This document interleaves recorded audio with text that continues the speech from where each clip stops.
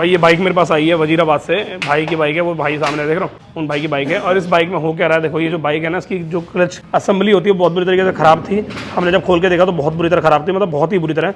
और ख़राब क्यों हुई, क्योंकि इसमें लोकल प्लेटें डाल रखी हैं। और लोकल प्लेटें क्या करते हैं, पेपर ना अपनी गाड़ी का छोड़ती हैं। तो पेपर छोड़ने के बाद क्या होता है, स्क्रीन फिल्टर की हालत ना बहुत बेकार हो जाती है।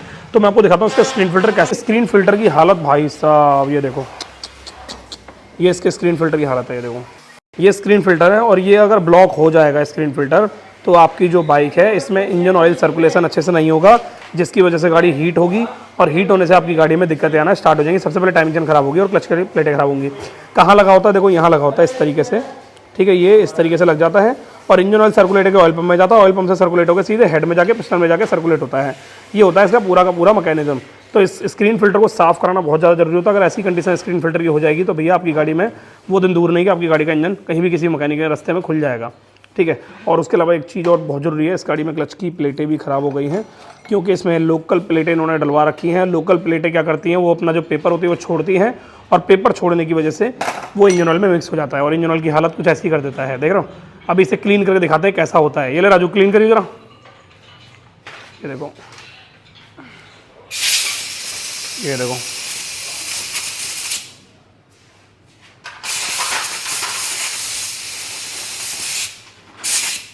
ये देखो, पूरा कंप्लीटली क्लीन हो चुका है, कुछ ऐसा होता है ये। और इसमें क्या किया हमने, सिर्फ एयर गन का यूज़ किया और एकदम मक्खन की तरह चमक गया ये। तो आपके पास एक मोटरसाइकिल है और उसके अंदर आपने स्क्रीन फिल्टर अभी चेक नहीं किया है, तो एक बार जरा देखना। हीरो की ज़्यादातर बाइक में ये स्क्रीन फिल्टर होता है, और नॉर्मली जो बाइकें होती हैं उनमें ऑयल पंप के अंदर ही स्क्रीन फिल्टर लगा होता है। ये जानकारी आपको पता थी या नहीं पता थी, एक बार हमें कमेंट करके जरूर बताना। राइट नाउ हमने जब क्लच खोल के देखा तो भाई इसकी कंडीशन बहुत बुरी हालत है। ये देखो गंदगी, देखो कितनी हो रखी है, ये देखो गंदगी, ये देखो, ये देखो, इसमें ये है ना, ये जो है इसमें ये कचरा भरा हुआ है, ये देख रहे हो यार। ऐसी हालत होगी तो गाड़ी कैसे रोड पे चलेगी यार। और आप बाद में बोलोगे फिर आपकी गाड़ी ख़राब है, गाड़ी ख़राब है, मैकेनिक ख़राब है, ये ख़राब है, वो ख़राब है। खुद से भी तो बहुत ज़्यादा ध्यान देना पड़ता है गाड़ी में। और ये देखो, ये है रोटर फिल्टर, देखा, ये देखो कितनी बुरी तरह इसमें गंदगी जमी हुई है। ये सारी गंदगी जो है ना, ये देखो भैया गंदगी, ये देखो इसके अंदर गंदगी, देखो देखो देखो सही, देखो इसके अंदर गंदगी है। अब ये जो गंदगी है क्या होगा, इससे इंजन में जाएगी ऑयल।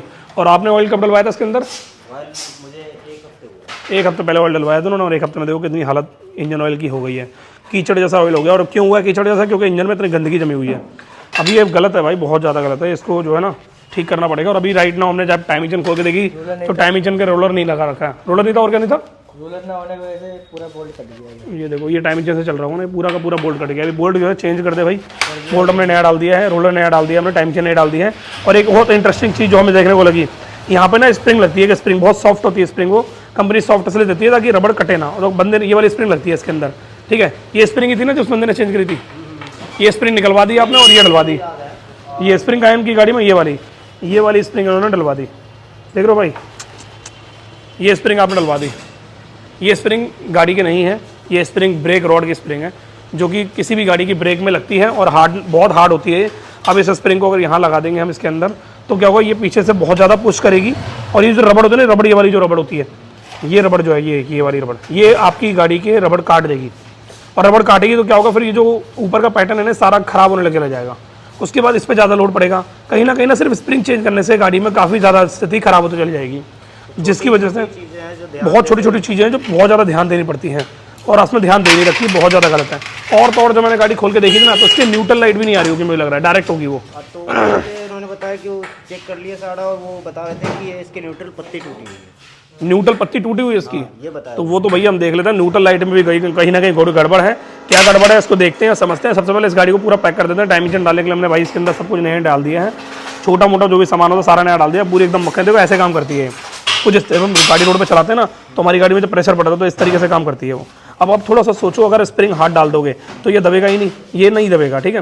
और ये नहीं दबेगा तो क्या होगा, ये रोलर कटने लग जाएगा। और ये स्प्रिंग जो है, ये जो पत्ती है ना, ये लोहे की पत्ती जो है, ये इस रबड़ को फाड़ देगी पूरी। जैसे कि अभी देखा आपने, कहाँ है रबड़ कटी हुई, काउंटर पे, चल कोई नहीं, ये जो रबड़ है काट देगी, जैसे कि भाई आपने देखा, ठीक है ना। अब इससे क्या होगा, उसके बाद ये रॉड कटने लग जाएगी और ऑयल पंप की सप्लाई खत्म हो जाएगी, जिससे टाइम इंजन जल्दी खराब हो जाएगी।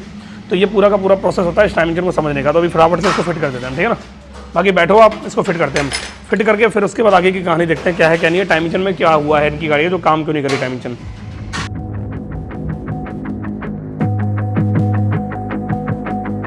Everything you want, what you can have. एक और खास चीज़ हमें पता लगी इस गाड़ी में, जब हमने ये गाड़ी खोली ना तो इसका न्यूट्रल लाइट का जो तार होता है ना, यहाँ पे न्यूट्रल लाइट का तार होता है, देख रहे हो ये ग्रीन कलर का जो वायर है ना, न्यूट्रल लाइट का वायर है, और ये जो पीतल का देख रहे हो ये स्विच है।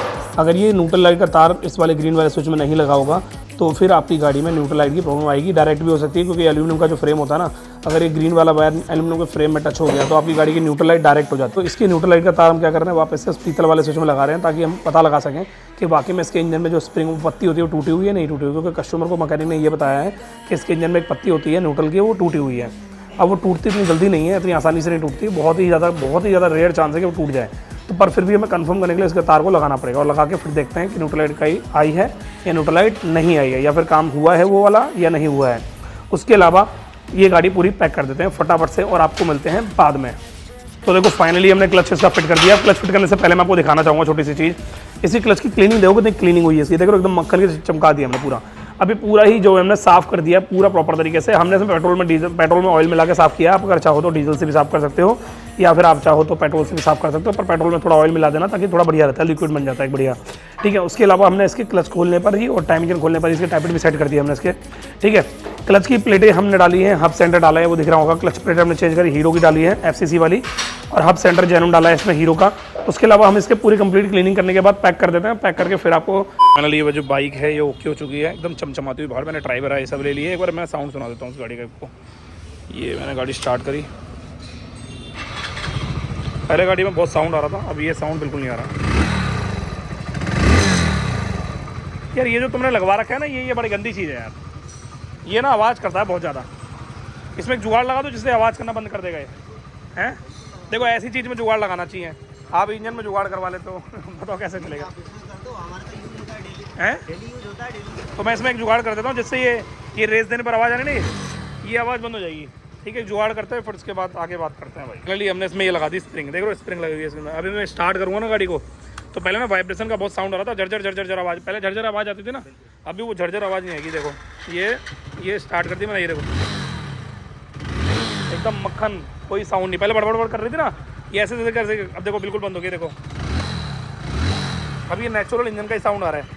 ठीक है, तो ये गाड़ी BS6 45,912 किलोमीटर चली हुई है, और इस गाड़ी की इज्जत लूट रखी थी भाई साहब मैकेनिक ने। ये ओके कर दी गाड़ी फटाफट से। तो ये ले जाओ भाई गाड़ी को, आप बिलिंग करा लो गाड़ी की। गाड़ी ओके हो गई आपकी, ठीक है ना। ये रही आपकी चाबी, ये ले चाबी, जिसको देनी है ले, और फटाफट से भैया को मिलते हैं आपसे नेक्स्ट टाइम भाई। इसके बारे में थोड़ी सी बात कर लेते हैं, आप जो गड़बड़ करते हो इसके बारे में बात करना जरूरी है भाई। यार मतलब ये जो गाड़ी है ना, इस गाड़ी की इतनी बुरी हालत हुई कैसे? सबसे पहला तो पॉइंट ये है, कुछ ऐसे मैकेनिक होते हैं जो बहुत ज़्यादा समझदार होते हैं, जिनको समझाने की जरूरत नहीं पड़ती। उनके पास दिमाग इतना ज़्यादा होता है कि पूरे ब्रह्मांड का ज्ञान ना उन मैकेनिकों के पास होता है, और वो ये बोलते हैं कि भाई इंजन में अगर हम ब्रेक रोड की स्प्रिंग लगा देंगे तो भाई इंजन के अंदर जो आवाज़ आ रही है वो बंद हो जाएगी। अब मैं ये मानता हूँ कि यार अब 8 नंबर का जूता है आपका, है मतलब पैर आपका 8 नंबर का, 9 नंबर का जूता उसमें घुसेड़ रहे हो तो क्या होगा? आप भाग पाओगे? नहीं भाग पाओगे। आप मन को तसल्ली दे दोगे भाई बंदे ने बढ़िया जूते पहन रखे महंगे वाले, पर यार क्या होगा, एक्चुअल में नीड आपकी जो होगी वो फुलफिल नहीं होगी, और आपकी प्रॉब्लम सॉल्व वहीं नहीं हो पाएगी। तो यहाँ पे हुआ क्या, इस कस्टमर ने, ये जो कस्टमर था ना, ये मतलब यार इस कस्टमर में या तो बहुत ज़्यादा दिमाग होगा जो पूरी गाड़ी की रेड मार रखी है, या इस कस्टमर के अंदर बहुत कम दिमाग होगा कि पूरी गाड़ी की नाश मार रखा है इसने। अब यहाँ पर वो उस गाड़ी को लेके आता है, उस गाड़ी के अंदर भाई देखो मैं ना सबकी बुराई नहीं कर रहा, मैं सिर्फ ये बोलना चाह रहा हूँ कि एक कस्टमर की अगर गाड़ी होती है ना, तो गाड़ी वाले को, बंदे को पता होता है कि मेरी बाइक में प्रॉब्लम कैसे कैसे आ रही है, कैसे कैसे सॉल्व होगी और कहाँ कहाँ आ रही है। अब यहाँ पे क्या था, इस गाड़ी के अंदर बहुत सारे काम थे। कस्टमर ने बोला भाई ये कर दो, वो मत करो, ये कर दो, वो मत करो, ये मत करो, वो मत करो। भाई हमने सारे काम जैसे जैसे उसने बोला वैसे वैसे कर दिए। बट यहाँ पे एक बहुत मोस्ट इंपोर्टेंट पॉइंट ये आता है कि इस हालत का जिम्मेदार कौन है। ये जो गाड़ी की हुई हालत, ऐसी लोकल प्लेटें डाल रखी हैं गाड़ी के अंदर, अपना ये ब्रेक रोड की स्प्रिंग डाल रखी है, आगे एक इंजन में रोलर होता है, वो रोलर है ही नहीं गाड़ी के अंदर। तो ये सारी की सारी प्रॉब्लम जो है, मेरा मानना ये है कि मेरा मानना मैकेनिक की लापरवाही इसमें नहीं है, इसमें है कस्टमर की लापरवाही। इस कस्टमर की वजह से ही इस गाड़ी की ऐसी बुरी हालत हुई है। और बाद में ऐसे कस्टमर क्या करते हैं, गाड़ी को पूरा खराब करने के बाद, रेड मारने के बाद बोलते हैं कि गाड़ी कंपनी सही नहीं बना रही, कंपनी बहुत बेकार बना रही गाड़ी। अरे भाई कोई छोटी मोटी दिक्कतें आती हैं, पर ठीक है समझ में आता है, पर तुम लोकल पुर्जा क्यों डलवा रहे हो मैकेनिक से बोल के? अब एक कस्टमर बोलते हैं भाई हमें थोड़ी ना पता है, मतलब एक बात है, कस्टमर चाहे 100 कस्टमर हो, वो यही बोलते हैं कि भाई गाड़ी काले, मतलब गाड़ी का हम काम करा रहे हैं, हमें थोड़ी ना नॉलेज है। अरे भाई तुम एक बार रेट तो देखो, हीरो का ओरिजिनल रेट कितने का है और तुम्हारी गाड़ी में जो पुर्जा डल रहा है वो कितने का है। अगर वो लोकल पुर्जा सस्ता डाल रहा है तो उसका मतलब थोड़ा नहीं वो तुम्हारा रिश्तेदार है, वो गाड़ी के अंदर पुर्जा सस्ता डाल रहा है क्योंकि वो लोकल डाल रहा है या उसे सस्ता पड़ रहा है। भाई 200-400 रुपये उसे एक्स्ट्रा दे दो, 100 रुपये से एक्स्ट्रा दे दो, 200 रुपये एक्स्ट्रा दो, पर काम में कोई कॉम्प्रोमाइज़ मत कराओ। अगर बात आ रही है आपकी गाड़ी को ठीक करने की, बात आ रही है गाड़ी में पार्ट डालने की, तो ये छोटी छोटी चीज़ें जो होती है ना, इनको समझना बहुत ज़्यादा जरूरी होता है। कुछ ऐसे लोग हैं जो समझ पाते हैं, कुछ ऐसे लोग हैं जो समझ नहीं पाते हैं और उनकी गाड़ी की हालत कुछ ऐसी होती है। ये बहुत छोटी छोटी चीज़ें होती है जो आपके समझ में आनी चाहिए। मेरी बात हमेशा ध्यान रखना, पहली चीज़ ये कि गाड़ी में कभी भी कोई पार्ट आप डलवा रहे हो तो मैकेनिक से बोल के स्पेशली कि भाई इसमें हीरो का ओरिजिनल डालना या बजाज का ओरिजिनल डालना या टीवीएस का, जो भी आपके पास गाड़ी है वो वाली। दूसरी बात, जो भी आप सामान डाल रहे हो वो ओरिजिनल हो और उसकी फिटिंग ओरिजिनल हो, क्योंकि भाई काफ़ी सारे ऐसे लोग हैं जो ओरिजिनल सामान डलवाते हैं पर उनकी फिटिंग अच्छी ना होने की वजह से वो गाड़ी सेट नहीं हो पाती है और आपकी गाड़ी वहीं के वहीं खराब हो जाती है। तो ओरिजिनल फिटिंग और ओरिजिनल सामान दोनों का कॉम्बिनेशन मिलना बहुत ज़्यादा जरूरी होता है। तो फटाफट से भाई मैं मिलता हूँ आपसे नेक्स्ट टाइम नेक्स्ट वीडियो में। अगर आपके पास एक मोटरसाइकिल है और उससे बहुत ज़्यादा दुखी हो तो आप मेरी वीडियो देखिए, मेरे वीडियो के डिस्क्रिप्शन बॉक्स में एड्रेस है, आप मेरे वर्कशॉप पे आ सकते हो, मिल सकते हो, मेरे से कंसर्न कर सकते हो मेरी बाइक की प्रॉब्लम के बारे में और प्रॉब्लम सॉल्व करा सकते हो। मैं मिलता हूँ नेक्स्ट टाइम नेक्स्ट वीडियो में। Thank you so much, bye bye, take care.